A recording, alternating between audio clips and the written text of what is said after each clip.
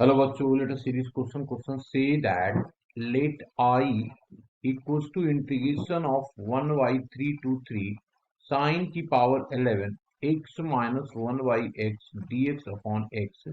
Then the value of I is option A दिया हुआ है 0, B दिया हुआ है sin 3 minus of sin 1 by 3, C option है 1 by 12 sin 3 minus of sin 1 by 3 raised to the power 5. And D option 1 by 6 sin 3 minus of sin 1 by 3 raised to the power 4. Now सबसे पहले तो हम लोग बात कर लेते हैं की कंसेप्ट का। तो हमने लिखा की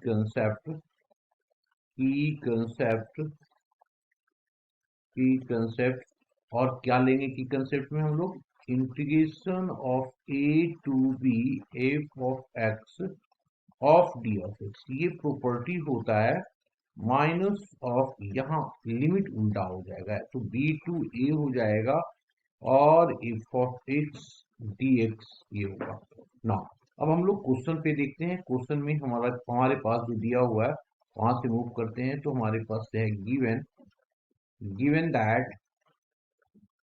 गिवन दैट क्या दिया हुआ है, I is equals to integration of 1 by 3 से लेकर के 3 तक और sine of 11 x minus 1 by x into d x upon x.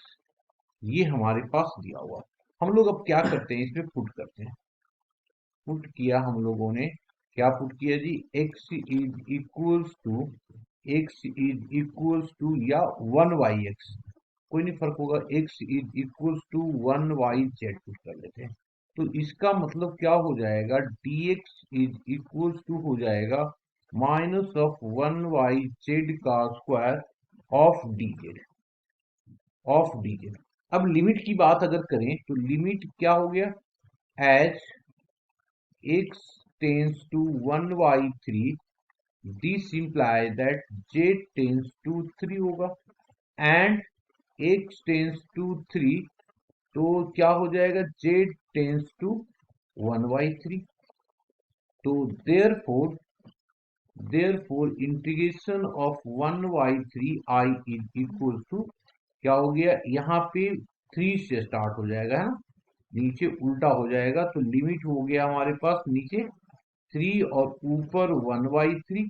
यहाँ पे आ गया साइन और हो जाएगा हमारे पास पावर 11, ये हो गया x को हम लोगों ने 1 बाई जेड लिया है, माइनस ऑफ ये हो गया हमारे पास z, ये हो गया हमारे पास z।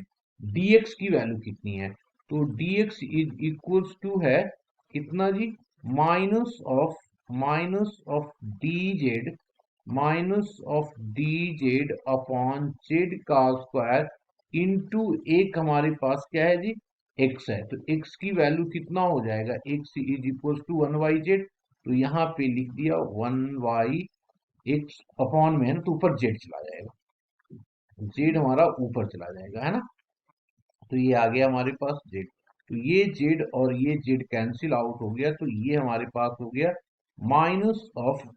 माइनस ऑफ लिमिट आ गया हमारे पास कितना जी, 3 से लेकर के 1 बाई 3 तक और साइन की पावर 11 और 1 by Z minus of Z और dz डिवाइडेड बाई जेड, ये आ गया हमारे पास।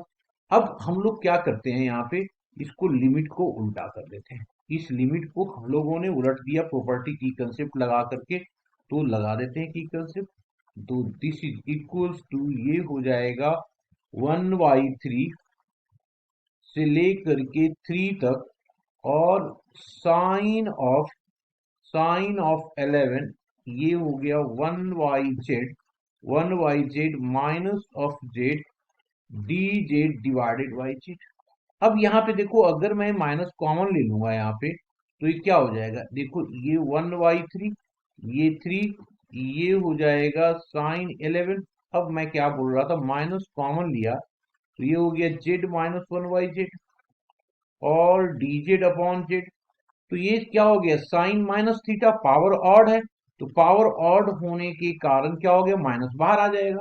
तो माइनस बाहर आएगा तो इसको हम लोग लिखेंगे किस तरीके से, दिस इज इक्वल्स टू आई जो आ गया हमारे पास कितना जी, नीचे 1/3, ऊपर 3, और अब एक माइनस बाहर आ जाएगा, एक माइनस बाहर आएगा और होगा साइन की power 11 z minus of 1/z dz divided by z।